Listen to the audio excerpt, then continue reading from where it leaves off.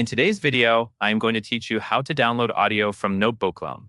To get started, open your web browser and go to Notebooklm. Once you are in, open the notebook where your audio lives.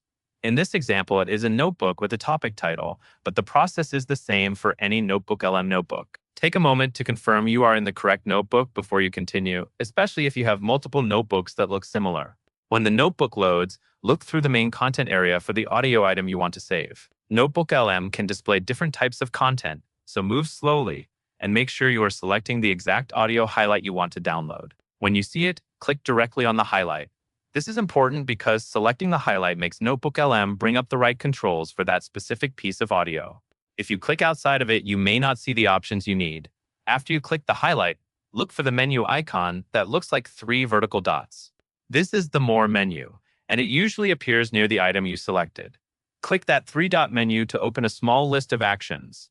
If you do not see the menu right away, click the highlight again and pause for a moment to let the interface update.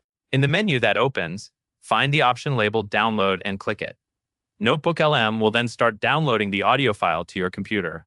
Depending on your browser settings, the file may download automatically to your default downloads folder, or your browser may ask you where you want to save it. If you get a save prompt, choose a location that is easy to find and consider renaming the file right away so you can identify it later. Once the download finishes, open your downloads folder and confirm the file is there.